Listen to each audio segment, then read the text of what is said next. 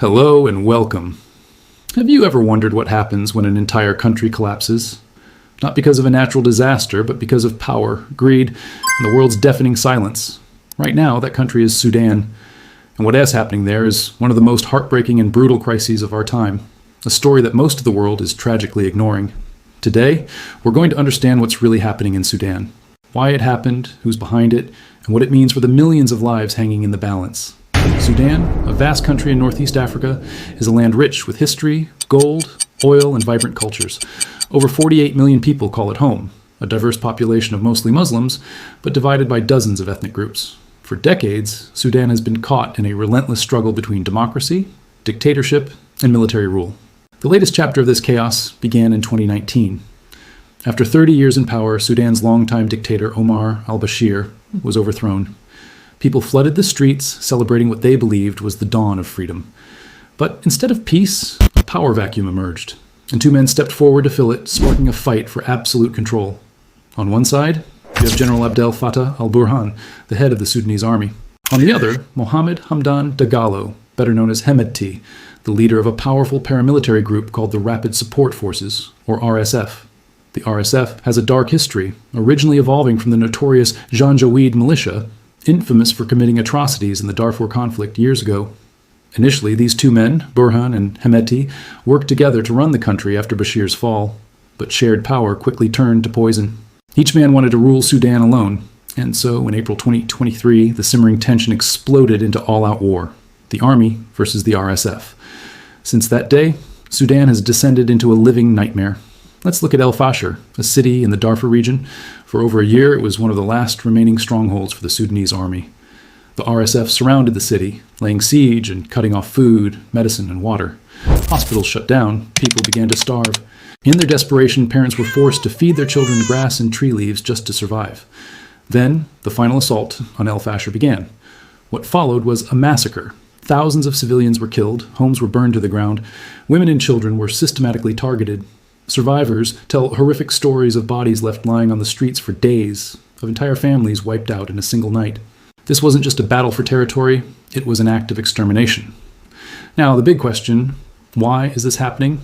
The answer is buried deep in Sudan's history and its resources.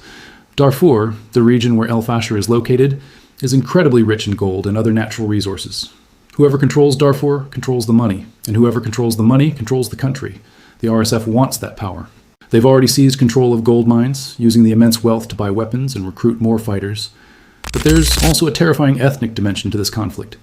In Darfur, many people belong to non-Arab African tribes like the Masalit and the ZAQ. The RSF, led predominantly by Arab militias, has been accused of deliberately targeting these groups, killing them, burning their villages, and forcing the survivors to flee for their lives.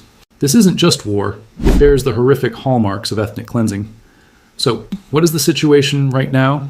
Sudan is collapsing. More than 14 million people have been forced from their homes. Over 25 million people, that's half the entire population, don't have enough food to survive. Children are dying every single day from hunger and preventable diseases. Hospitals are gone. The education system has crumbled. Even basic communication is breaking down. In many areas, people can't even make a phone call to ask for help. Meanwhile, both the army and the RSF continue their brutal fight for control, with no regard for peace or the people they claim to lead. There are small, local groups bravely trying to stop the killing, but they are outmatched, lacking the power and weapons to stand against these forces. International organizations are trying to deliver aid, but roads are blocked, and aid workers themselves are being attacked and killed. And here we arrive at the darkest truth of all. The world is watching in silence. Major global powers are distracted. Some are focused on Ukraine, others on Gaza. Sudan's war, despite its horrifying scale, rarely makes the headlines. Yet this is already one of the world's biggest humanitarian crises. We're talking about millions displaced and hundreds of thousands dead or missing. A catastrophe larger than many of the wars we see on our screens every day. So who is really pulling the strings? On the surface, it's a war between the army and the RSF. But beneath that, a web of smugglers, foreign interests, and political backers are funding both sides. Some countries support the army in the name of stability.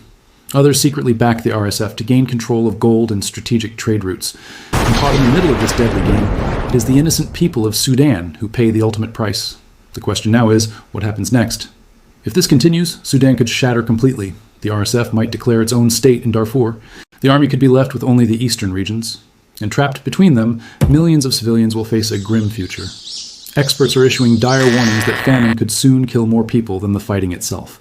Diseases are spreading, clean water is a luxury, and aid simply cannot get through.